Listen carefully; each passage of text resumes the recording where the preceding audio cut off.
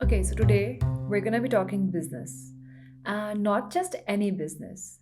This company pretty much single handedly provided like a blueprint for future multinationals in terms of how to use political power, violence, and military where economic growth comes into question. Now, this theory that I'm saying that it's a blueprint, this is a speculation on my part. But I'm basing this speculation off of the works of other historians and other economic historians who have made similar claims. So, what we'll be doing is I'll be taking you through exactly how this company operated, and we can see for ourselves if this claim holds any truth. The company I'm talking about sells a product that is basically a staple in all of our lives today. For countries like India, it could have been a staple beforehand as well, but for places like America or Europe, it was never a staple. So, this is the United Fruit Company story. The United Fruit Company actually came about in 1899, and it was formed due to a merger between the Boston Fruit Company, headed by Andrew Preston, and Minor C. Keith, who had a banana trading company and also had multiple railway companies under his belt. Now, after this merger, it said that both of them worked together to kind of eliminate all other competition in the market.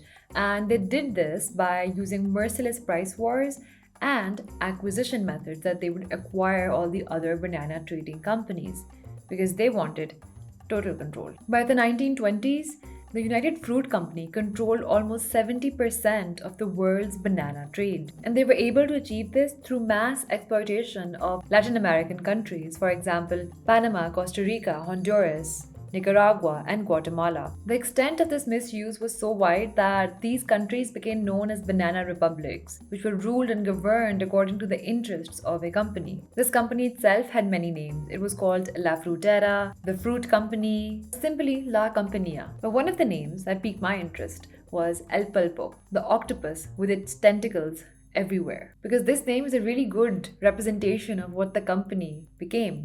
Now let's talk about how it became this octopus in the first place. The basis came from Minor C. Keith and its railroad company in the form of infrastructure. The United Fruit Company basically started this scheme where they would embed itself within the Latin American countries through railway concessions rather than banana production land grants, as most of these countries welcomed an opportunity where they could modernize their infrastructure, especially the transport infrastructure. The first country to actually actively sign up for this was Costa Rica in 1871, when their president, Thomas Guardia, basically signed a deal with Keith's uncle to make a railway line from the capital, San Jose, all the way to the Caribbean port of Limon. After the death of his uncle, Keith took over the project, and the Costa Rican government, unfortunately, could not pay the amount of money that had previously been decided upon to build the railway, and hence defaulted on their payments. Here, Keith finally got the opportunity, and not only did he involve foreign investors within the project,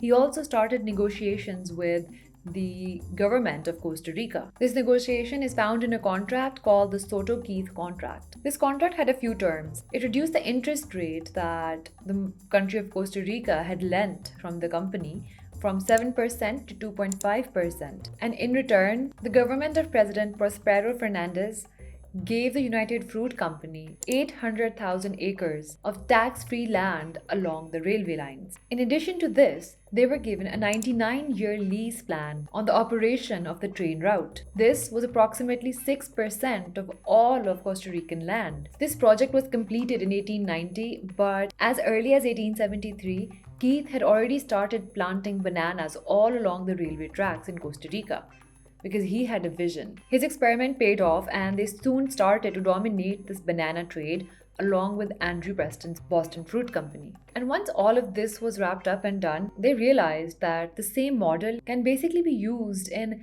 any of these other Latin American countries as well, because all of them want modernization. All of them are not rich enough to be able to pay for everything themselves. So such contracts and such deals would be lucrative enough to kind of get leverage and get all the land and the rights to these routes as they wanted. As Peter Chapman puts it, he said, rather than cash up front, he asked for merely as much land as it would take to grow his bananas. The plan had a familiar ring. As in Costa Rica, bananas would pay for the railway. This is what he proposed to most of these Latin American countries, including Guatemala. I actually have this entire detailed video on how they caused a coup in the country of Guatemala and how it was all the United Fruit Company plus the CIA. That's a whole detailed video about Guatemala itself, and I'll link it up here somewhere. You can go check that out. Now, to reap more profits in the short term, they would also make contracts to basically run the Atlantic side of the railroads for almost 10 years following their completion. After that, they say that the railway would go under the control of the Guatemalan government, in theory. Now, this company was very smart. It didn't have like a cookie cutter policy for everything. They changed their policies according to the country and according to how it could benefit them best. For example, in Honduras in 1919, labor protests erupted, and due to them, the company basically shifted from taking concessions on the railway to privately owning the land that they wanted. So through these examples, I think you can kind of make out how the United Fruit Company would started to be known as El Pulpo, the octopus, because it now has its roots entrenched in all of these Latin American countries. It soon began expanding its control through government and policy control within all of these countries. It also started to embed itself within other infrastructural facilities of these countries, such as hospitals, ports, post offices. Now, due to all their involvement, the United Fruit Company also became one of the primary employers of all the local people in these countries. But these employees were treated terribly. The working conditions were also abhorrent. The United Fruit Company actually prided itself over these labor laws. And you know what? In all of these countries, if they had labor laws prior, like governmental labor laws, those laws would not apply in areas that were under the UFC's control. UFC is the United Fruit Company. Moreover, the company basically hired, fired, and kind of regulated these employees through the use of police, spies, and their own personal security forces. Now, these spies were kind of crucial to their operation because the spies would look out for people who were troublemakers within the employees. This would be anybody who complains too much, anybody who is too active politically or has too many opinions, and they would basically kind of handle the problem. They would also implement their own form of justice on their plantations. If a local killed a local, they would be moved to another farm. If a white man killed a local, he would be sent to another country. If a local killed a white man, he would be accidentally shot. So from a practical perspective, what ended up happening was that company law became the country law, because even if these people wanted to quit and work somewhere else, there were very little other employment opportunities because the UFC basically had kind of a monopoly over all these bigger organizations in the countries. They would also end up paying the labor in scrips of paper, and those scrips could only be kind of utilized at the company's own shop for food and goods. So in a way, they were also making their own monetary systems. Now let's talk about political power. Where exactly was all the political power in these countries at this time? And as you might have probably guessed, it was with the United Fruit Company. Some historians claim that everything in the late 20th century in Latin America was being done for the banana. Even the governments came second. And anywhere that a government came in that actually wanted the betterment of their own country, for example, in Guatemala, the United Fruit Company actually went above and beyond and involved players like the CIA, used the Cold War that was going on in the background, and kind of initiated an entire coup and changed the regime in 1954. As I mentioned, I talk about all of this in detail, the involvement of the CIA and everything in my other video. It's also down in the description. But this wasn't just a one-off incident, as becomes apparent by the case of Honduras. Just as Arbenz was targeted in Guatemala, in Honduras it was Davila who the UFC had a problem with, because he as well was bringing in some land reforms that was going to limit foreign ownership of Honduras land, and that did not sit well with the UFC. And soon, again, there was a coup and the regime was changed. And in both of these countries, dictators were actually set up who were pawns in the hand of the UFC. These dictators were, in most cases, so corrupt that a man called Sam Zemure, who was a prominent head among the UFC management, is actually quoted to have said, "A mule costs more than a Honduran deputy." That was the level of bribery that was rampant within these countries at that time. This bribery actually once also sparked a debate in the US Congress, and the resolution to that debate by the Congress was it was just how business was done down there. Now, to understand the real power dynamics, you can also look at the communication system that was established within the country. Everything that happened within these countries for a time period went through the path of the United Fruit Company. In fact, they had a man called the contact man who people should contact if they want to get anything done. Things as small as the president's wife wanting to get her gallstones removed. So it kind of showed that even the officials were dependent on the UFC if they wanted to get anything done in the country itself, or even privately. Now, not only did the UFC dominate in terms of political power, they also had the largest standing Navy fleet at that time in Latin America, and that was called the Great White Fleet. Now, looking at all of this, the main question is, why was his company never tried for all of the wrongs that they had done to these countries? They did everything from opposing the US military efforts in Panama, the Guatemalan coup of 1954, the Colombian massacre, to paying off the ruling family in Nicaragua. The United Fruit Company just seemed to be getting away with everything. Why? All of these things that I've mentioned, they didn't do everything through the use of military power and violence. In a lot of these cases, they basically just aligned themselves with the right people at the right time. Their alliances were dependent upon company profits and what profited the company the most, and they avoided accountability by using two very important methods. Firstly, they used something that Bucheli refers to as the Triple Alliance method. He points out a vital fact that dictators and multinationals were not natural allies, but they had common interests. The common interest was obviously economic. Hence, the less democratic a country actually was, the more easily it was aligned to what the United Fruit Company wanted. So they would basically be helping each other.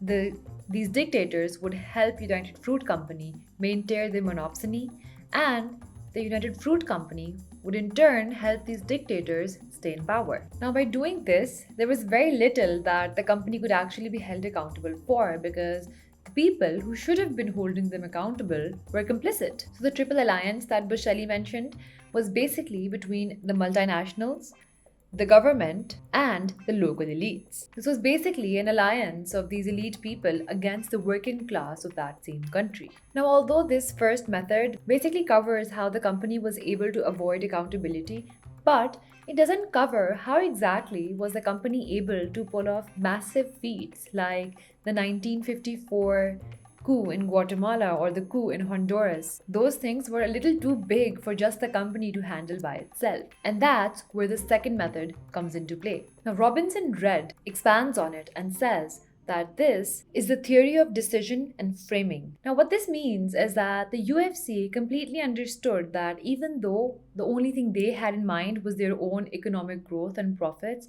but that's not such a huge reason for the US itself to be mobilized and to come into action regarding things like the Arbenz government in Guatemala, which was a democratically elected government, which was passing reforms and land reforms that were going to be taking these lands back from the UFC, and they could not have had that. So basically, the United Fruit Company eventually framed Arbenz as a communist, and they used this backdrop of the ongoing Cold War, and they ran entire propaganda schemes in the US and in Guatemala, labeling him as red, as a Soviet, as a communist, as because he was bringing in land reforms, also as somebody who wanted to take Guatemala towards communism. And this was something that the US was taking harsh stands on at that time. And it was such things that kind of inadvertently made President Eisenhower start a covert operation and initiate the coup of 1954. So basically, by disguising its own interests as the state interest, the US state interests, they also excluded themselves from any accountability of these coups or these invasions that they were a part of. The company is also known to basically rebrand every so often, and when it rebrands, it kind of erases the identity of the previous brand name that it held. And the United Fruit Company also rebranded multiple times, and eventually it became known as Chiquita Brand International.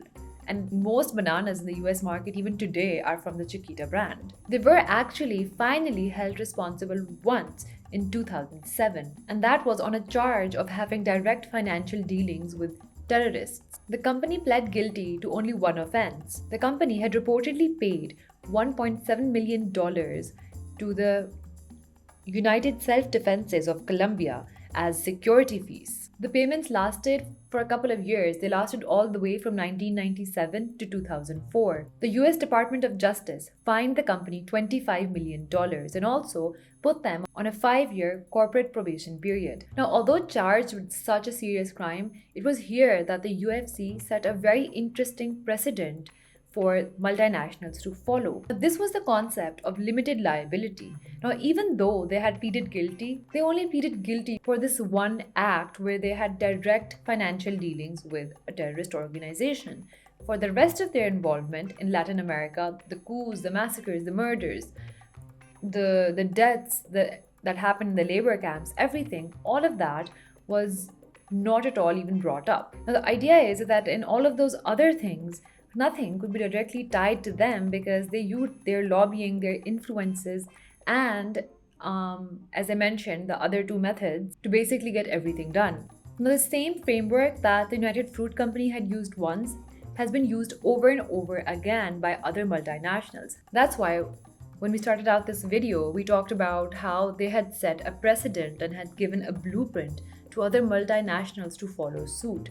Some of such examples include McMoran, one of the world's largest gold producers. It reportedly paid Indonesian military forces $20 million between the years 1998 and 2004. Just like the United Fruit Company, they said their intent was the protection of their own employees. Now, similarly, another company called Exxon and Dermont coal mining companies, were allegedly forced to build vocational schools, pave roads, support clinics, and subcontract projects to guerrilla-owned enterprises between 1990 and 2002 in Latin America. They used the same legal precedent that was established by the UFC to reduce their liability as well. So just to recap, the UFC has set a standard where a common practice for multinationals has now become the outsourcing of production to countries with cheaper labor, weak labor unions. They also have normalized having a private military, be it in the force of a navy, in the form of actual militia, or in the form of something called security. It has also normalized engaging in deals with terrorist and guerrilla groups, and ultimately, most importantly, it has set legal precedent for reducing the company's own liability. The company itself is never prosecuted.